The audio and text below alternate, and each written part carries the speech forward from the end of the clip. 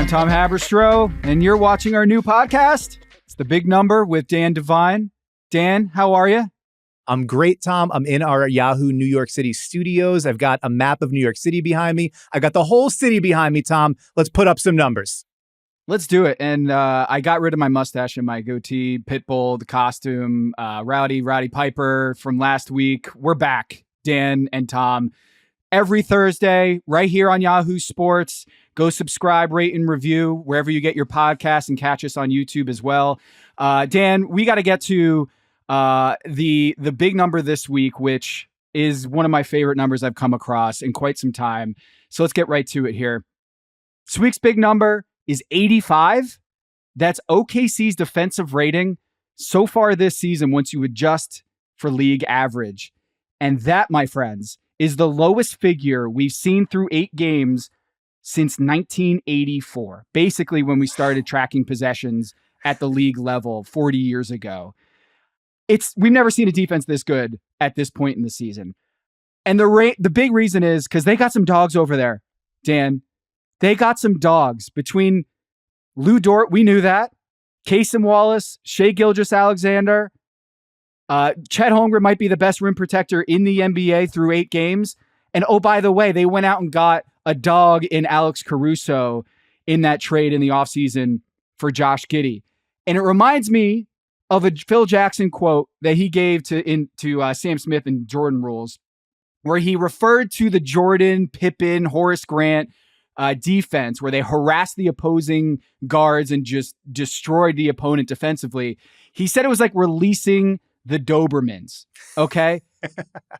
I am ready to say here, that OKC should no longer be the Thunder. They should be the OKC Dobermans. Okay. The Dobermans are on the prowl right now, and it's astounding. Yeah, 85. So basically where I get that number is they're 15% better than league average. League average right now is 113 points per 100 possessions, and they're clocking in, according to Basketball Reference, at 96.9. We've never seen a defense 15 points per 100 possessions better than league average at this point in the season.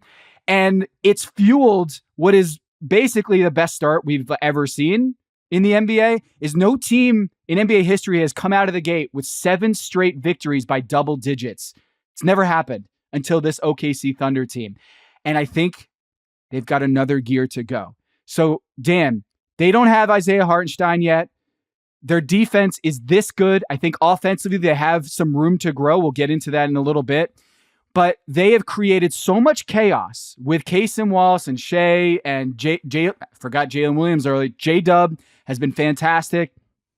Here is the Doberman victim list. They made Trae Young cough up a season-high 10 turnovers. They made Zach LaVine cough up a season-high 7 turnovers.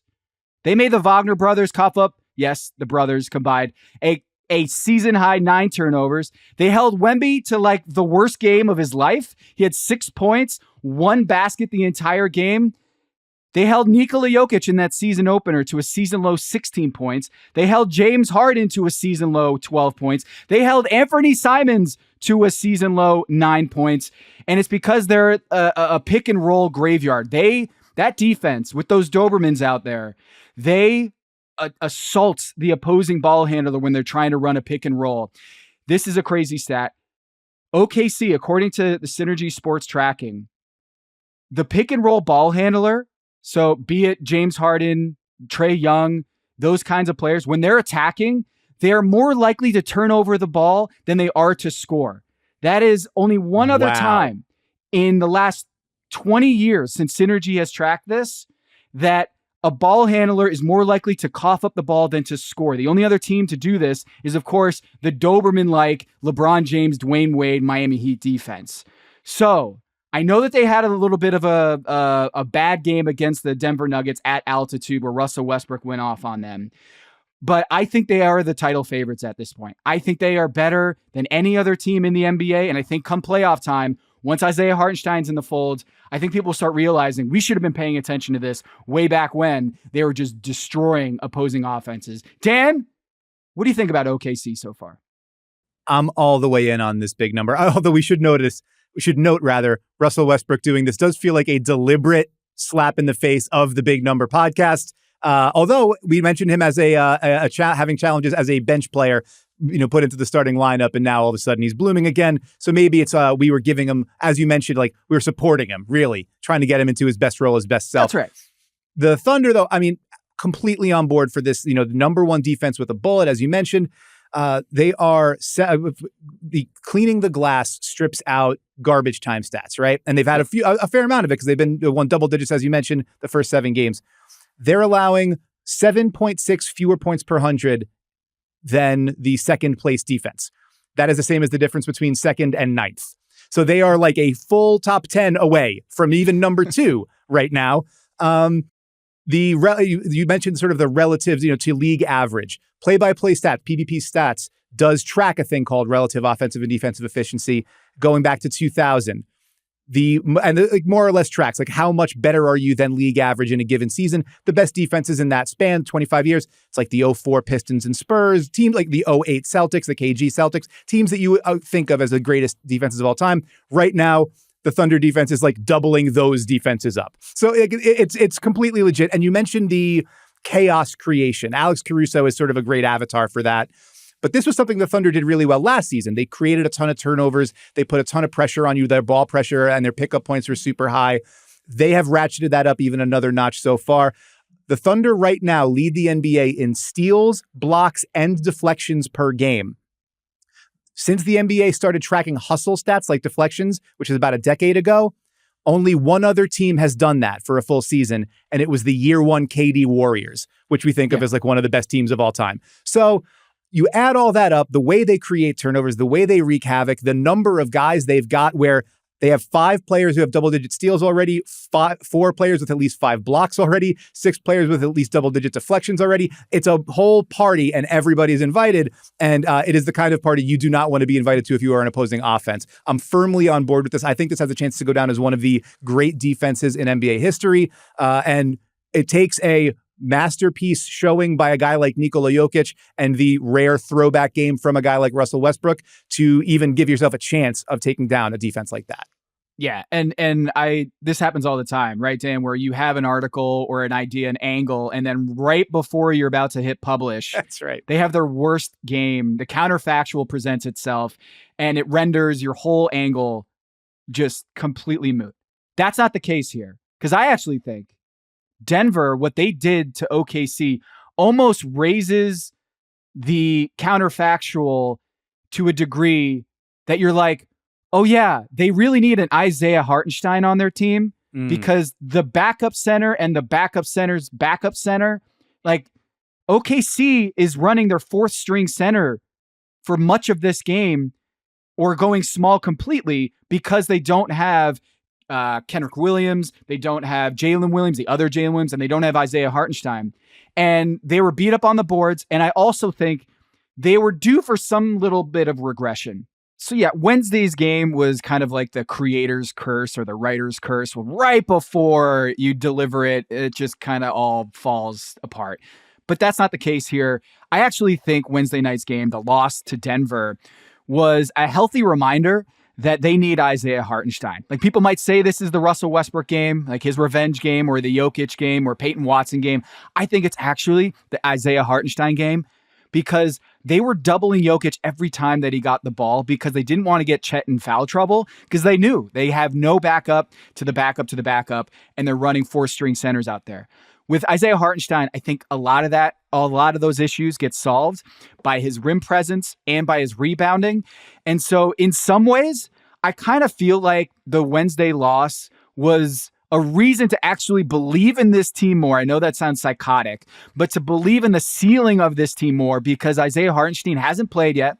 And I think there was a little bit of 3-point regression due on that defense. They allowed 28% shooting on 3-pointers. But man, the turnover rate that they cause, that's going to be constant. And I do think just the chaos that these Dobermans create, I think is going to sustain itself for the rest of the season, only get better when Isaiah Hartenstein is out there. Yeah, the big number within this big number on the Wednesday game is 7 offensive rebounds, Nikola Jokic, 13 overall for the Nuggets. The Nuggets grabbed more than 30% of their own misses. This was like the one problem the Thunder had defensively last season. that's why they got Isaiah Hartenstein, and they just haven't had him available. And the fact that they've won 7 of 8 and been so dominant in the course of it, it indicates just like how impressive the other guys have been. Doesn't indicate that they don't need Isaiah Hartenstein. I want to go sort of like the flip side of your point about the positivity of the Wednesday loss. A lot of times they had Alex Caruso guarding Nikola Jokic, which is something we've seen a bunch early from Mark Daigneault, where it's like, you're going to put him on DeAndre Ayton. You're going to put him on whatever big the other team has, because we think we can play small, but also mess around and kind of like we'll play like let Alex Caruso wreak havoc and press up on the ball. And he can guard up. He can fly around. He's going to create more turnovers, more deflections, more steals, stuff like that. The interesting part to me, though, is the flip side of that. Like, Alex Caruso has been absolutely as advertised on the defensive end of the floor. He's only playing 20 minutes a game, and he's still averaging 2 steals and 4 deflections a game. Like, he's just an absolute monster. Like a dozen possessions every night, he's blowing up almost single-handedly. The other side of the floor, though, is where I think the rubber's going to meet the road a little bit with Caruso, because he's 3 for 21 from three-point range so far, 3 for 11 at the rim, and he's shooting 23.7% overall. So this is obviously a dramatic drop-off from where he was in Chicago the last couple of seasons.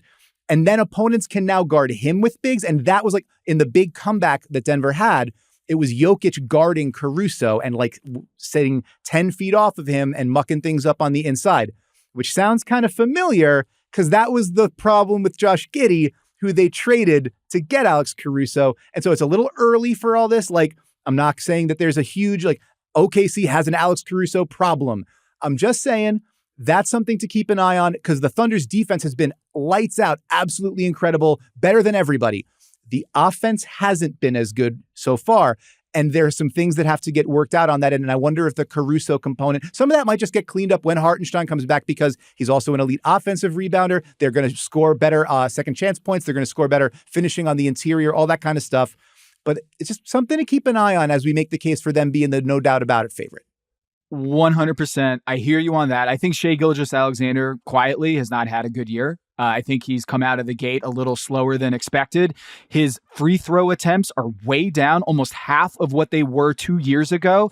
And I think, yes, Jokic got manhandled in the post in that Wednesday game, but I also think Shai Gilgeous-Alexander had a lot of opportunities where he's getting that call last year or 2 years ago, and he just didn't get the foul call on his rim attacks, and so much of his game is getting to the free throw line. And yeah, he had 10 free throws, but I think he could have had 15, 20 in that game. So both sides, I think, had a lot of reason to be upset with the officiating in Wednesday night's game. But I do think that, like, yeah, the offense, I think Alex Caruso is going to shoot better. I think he's going to regress up to the mean and shoot better than he has so far this season. I think there's going to be a little over-under here at the end of this after you end this episode about Alex Caruso and Shai Gilgeous-Alexander's free throw attempts. Just a little tease there. I also think, like, once we see this OKC team fully formed, I think they're going to be a smidge better than every other team in the league, and they're only going to get better because of their age. They're one of the top 3 youngest teams in the NBA, and I think the more chemistry that they get together will only prove dividends down the road. So OKC with the Dobermans, I think this entire chemistry, the culture of the team is awesome. I love the way they play. I love the way they're coached, and I do think by the end of the season, we're going to consider them as title favorites. Right now, BetMGM has the Celtics currently at plus 260 title favorites, which is even shorter than what they were preseason. But OKC is at plus 475. And I think there's real value there. I think OKC is going to be much, much stronger in terms of the title picture come the end of the season. I think they got a lot of work to do on the offensive end, but man, that defense already on the path to be all time. And we're going to talk about the other contenders, not just Boston, but some other teams there that can take OKC down from my throne as the title favorite right after we have paid some bills. All right, we're back, and I gotta say, I'm already kind of feeling a little queasy about my take on OKC because, Dan, I know you got some counterfactuals here, which we'll get into this segment that we'll call the number crunch. Yeah, the big number is 85, the defensive rating for OKC, which is on pace to be the best we've ever seen. However, there's some pretty good teams out there that feel like they are the rightful owners of that title, the title favorite. So, Dan, What team would you like to present first as the counterfactual here for OKC? Oh, I'm going to dig really deep in the crates here, Tom. I'm going to pull a completely unexpected and surprising. No, Boston Celtics. How about that? Defending NBA champions, not exactly reinventing the wheel with this one, guys. 7-2, best offense in the NBA by a considerable margin. Top 10 defense. They've lost 2 games. One of them was to the Pacers in overtime on the road. The other one Wednesday night to a Golden State Warriors team that, spoiler alert, we'll be talking about in a minute. And they were 2 losses by a combined 9 points. All this despite not having Kristaps Porzingis for a single second so far, and also being without Jaylen Brown against the Warriors. So if you're being honest, we're putting you onto the truth serum here. We're going to stick the Dobermans on you if you lie. Are you taking Oklahoma City over the Boston Celtics in a 7-game series? Look, the Dobermans can stay away here because I have been on this since day one. Okay. But preseason, Dan, I said that OKC was going to win it all. You can check it on yahoosports.com. I picked OKC over Boston in the finals, and everything I've seen so far makes me believe that OKC is the title favorite. They are that good defensively, and I think they're going to get things right offensively. And Boston, they've been good this year, and Jason Tatum's 3-point shot looks good, but they just lost at home to a pretty good Golden State Warriors team. I'm not going to knock that. The Denver Nuggets without Aaron Gordon and Jamal Murray just beat the OKC. So I think overall, what I think the Thunder did was they made Josh Giddey, which I think was the biggest problem of their postseason run last year. They turned that negative into a positive. They turned one of their biggest weaknesses into another strength, which is Alex Caruso, where he can guard those wings along with Lou Dort, along with Cason Wallace on Boston. And in a series, I kind of feel like they are tailor-made to beat the Boston Celtics with their size and their aggressiveness. And there are times where Boston, they have a low turnover rate, but they can get flustered offensively. And you saw Golden State take advantage of that a little bit in Wednesday night's game. And I think OKC's chaos wreaking havoc defensively, I think that could turn Boston, less of a giant and into just another really good team. Makes a ton of sense. And I mean, a lot of it, as you mentioned, is going to go back to what Oklahoma City does on the offensive end. They're in a situation right now where, as a team, you mentioned regression to the mean earlier. The OKC 3-point shooting has been below what you'd expect so far. You figure that's going to even out. That's going to come back up. And then all of a sudden, you're talking about a top 10 offense again. So there's a reasonable argument there. Also surprising to me a little bit, as somebody who's, I think I said last week, I would be watching them to drop off. I think there's a reasonable argument for the Golden State Warriors right now. They just beat those Boston Celtics, as we talked about, come into Thursday's games at 7-1, third in offensive efficiency and second in defensive efficiency, according to NBA.com's numbers. Every site that you look at has different possession counts and different sort of strength of schedule metrics and adjustments. But so far, good on both ends of the court. That's the big takeaway. Stephen Curry, obviously, still the determining factor in pretty much every game that he is on the court for. You've been getting better play, like championship year caliber play from Andrew Wiggins, Gary Payton II, and Kevon Looney. So the depth component of the Warriors has been improved dramatically. Moving on from Klay Thompson hurt emotionally, but in terms of them redistributing those assets to bring in Kyle Anderson, bring in DeAnthony Melton, bring in Buddy Hield, elevate those guys. This looks like a really deep and sort of talented team. Maybe most important of all, Draymond Green, 220 minutes, 1 technical foul. He's on his best behavior, Tom. So we're not, if we strip out the time where Draymond Green misses 15 games for chokeslamming somebody, it should be a pretty good team all around. And by my count, Oklahoma City's roster on the whole, all combined, 178 playoff games. Steph and Draymond together, 145 by themselves. Be honest, in a 7-game series, are you taking the Oklahoma City Thunder over the Golden State Warriors as presently constructed? I am. And the reason is, and I do love the Golden State Warriors this year. Before the season, smashed the over on this team. They've got a lot of high IQ players. They got a lot of depth. And I think Buddy Hield is going to do a nice job of replacing Klay Thompson. He's been sensational so far. Do we think that they are going to win as Buddy Hield being the second best player on the team? Because that's what he's been so far this season. Buddy Hield has been outrageous, shooting 50% from downtown. He's scoring over 20 points a game this season, where it's like he couldn't get off the bench for the Sixers last year. It was his first postseason, and he couldn't get into the rotation until it was too late. So I guess most of my skepticism about, and it's very little skepticism, is just the Buddy Hield thing feels like at some point he's going to come back down to earth and not be the greatest shooter of all time. Steph Curry and Buddy Hield have created the Splash Buddies. I love it. It's a great nickname. I do think that there's a little bit of way over the top Buddy Hield coming back to earth that I think it's just not totally sustainable. If they make a trade where they're like, you know what, Steph, Draymond, Andrew Wiggins, like let's turn 4 quarters into $1 here in terms of the rotation and make a trade for a big name player, whether it's Giannis Antetokounmpo, just throwing it out there. This is all out the window. With Giannis on the team, I think they're going to be the title favorites.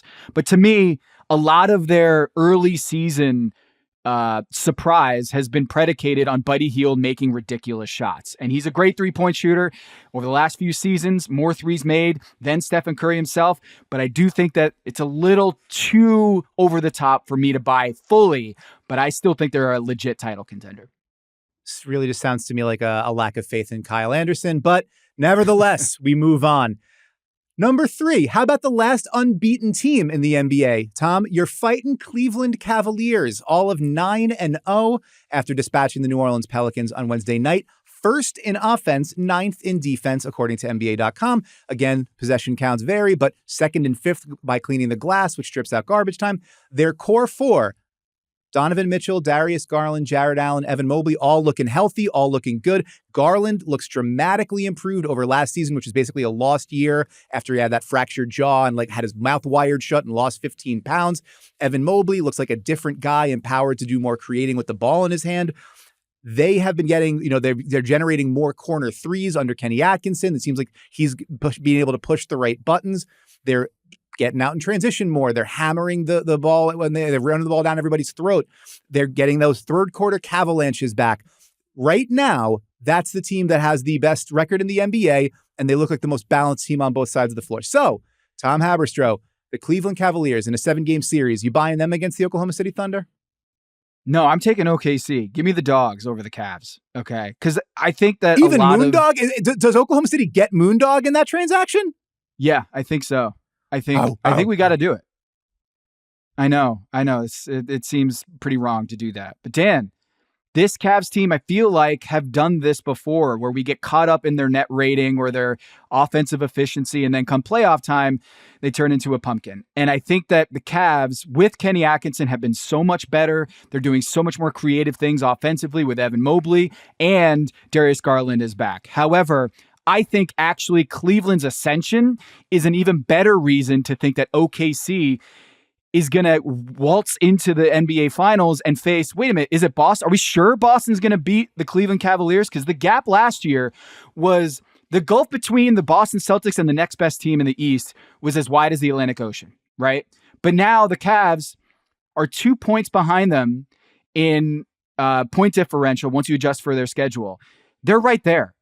Like, yeah, they're 9-0, but Boston Celtics, I don't think are sweating too much right now.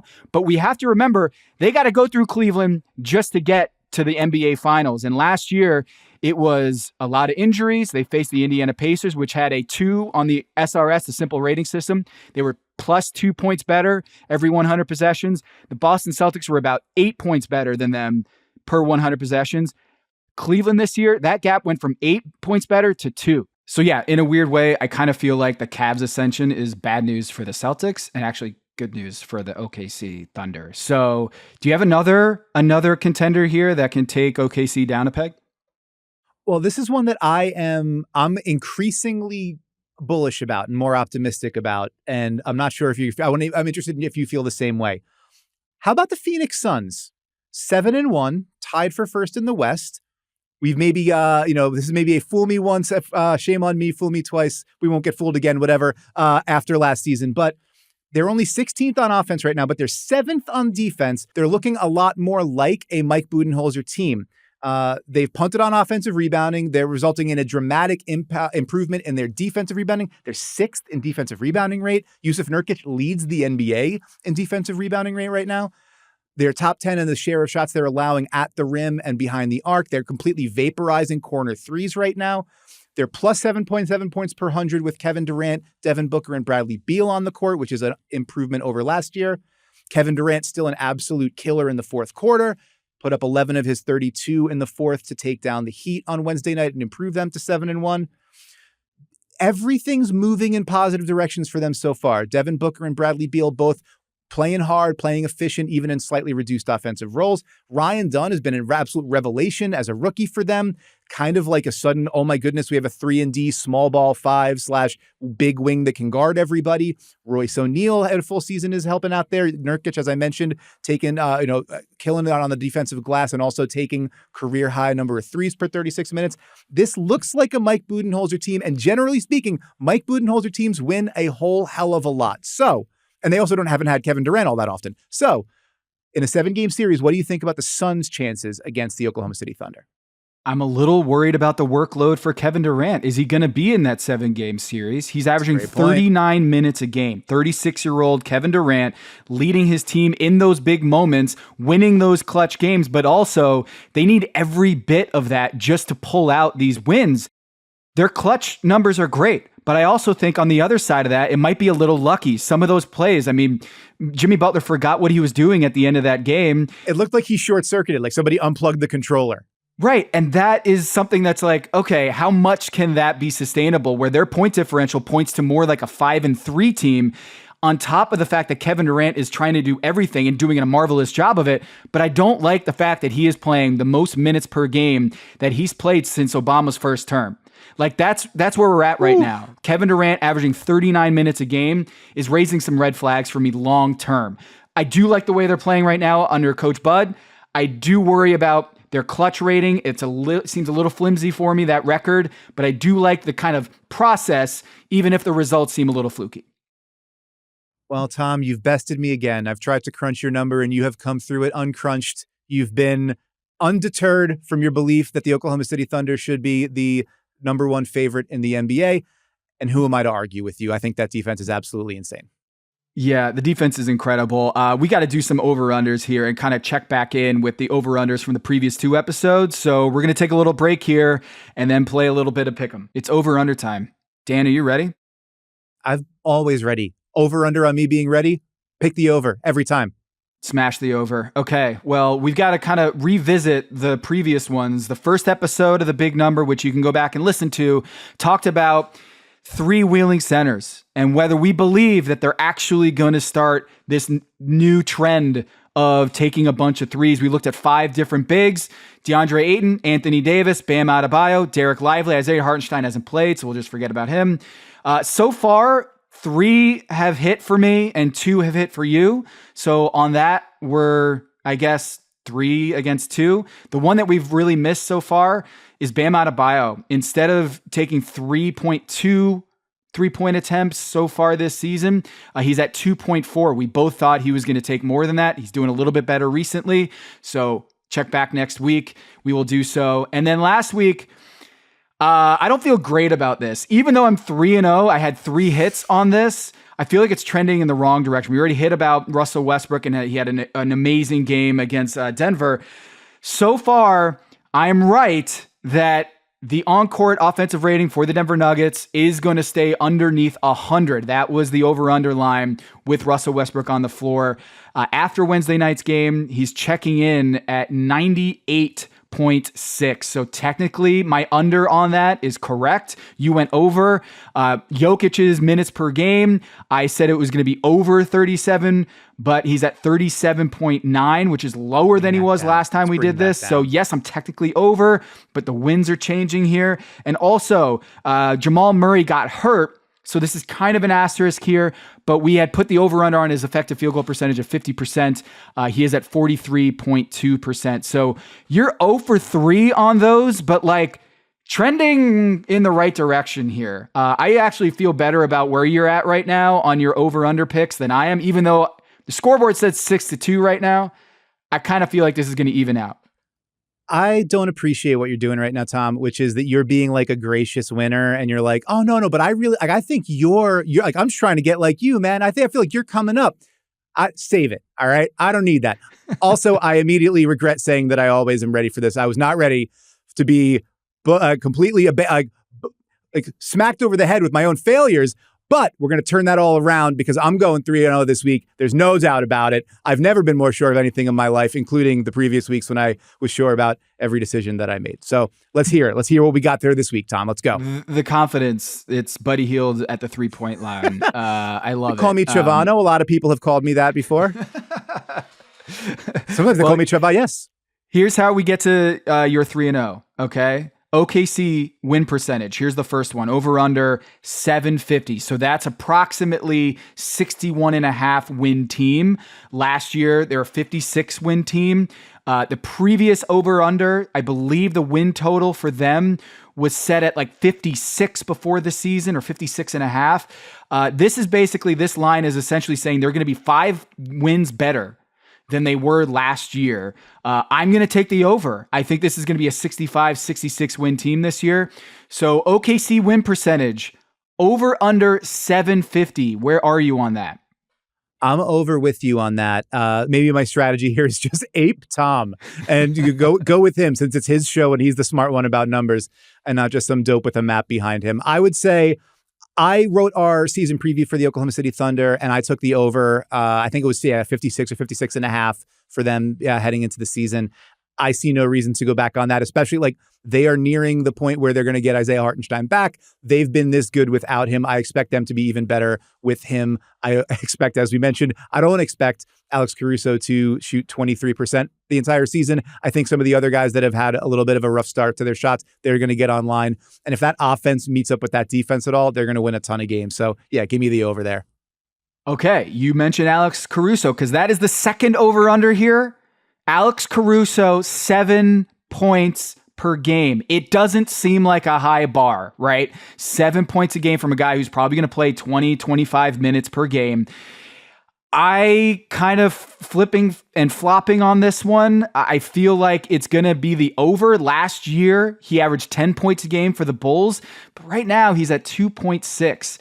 I'm essentially saying, can he be career rate of scoring 7 points per game for Alex Caruso entering this year?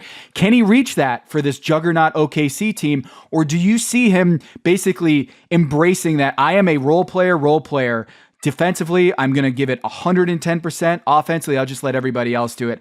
I'm actually on this one, I'm going to take the under. I'm going to take the under on 7 points per game. I'm going to go the other way just because at some point, if I'm going to try to make up any ground here, I'm going to have to go opposing to you. So it's a Riverside. It's a game theory for me. I like the idea of Alex Caruso being able to add significantly to this when he's not missing 80% of his shots. I think there's a real chance there. The things that I'm concerned about really is more about opportunity and usage. You mentioned he averaged 10 points a game in Chicago last season. He also played like 29 minutes a game. Right now, through 8 games, he's at 19.9. So basically cutting that by 10 minutes. So reduces your opportunities a bunch. He's also at, I think, like 11 or like 11.5 usage rate, which would be a dramatic decrease over even the last couple of seasons for him. And so that's like sorry, let me go back.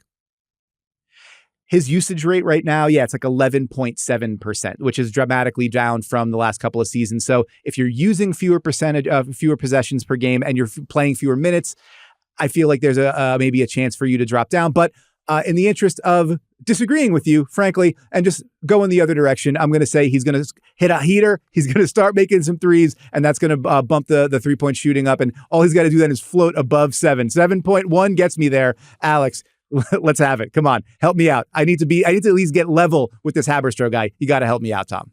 Okay. Alex, he kind of looks like me. I'm going to put a headband on and make sure and get in his ear. You got to get the mustache back, though. You got to get the mustache. Maybe some more watercolors to get the facial hair going again. I got to make it happen. I don't think the viewers want that. The viewers do not want that. Maybe I get a headband going. If this is trending in the right direction for me, I gotta start doing a headband for this episode. I'm all about accessories, Tom. We got to make it work. All right. Shai Gilgeous-Alexander, not playing up to his levels. The 3-point shot hasn't fallen for him this year. He's taking more volume. But the thing I want to zero in on is his free throw attempts, which kind of depends on the referees to do what we're saying here. And I'm making a bet that he is going to do a lot more that like he did last game where he had 10 free throws a game. I think he should have had 10 plus, way more than that in the Wednesday night's game. So I actually think that Shai Gilgeous-Alexander, I'm going to put the line here at 8 free throw attempts per game. So far this season, it has not been 8. Okay, it has been much lower than that. It's one of the biggest decreases across the NBA. He's at 6.3 free throw attempts per game. And 2 years ago, that number was at 10.9. Last season, it was at 8.7. I'm setting the bar at 8. I'm going to take the over. Dan, what say you? Are you going to zag because I'm zigging?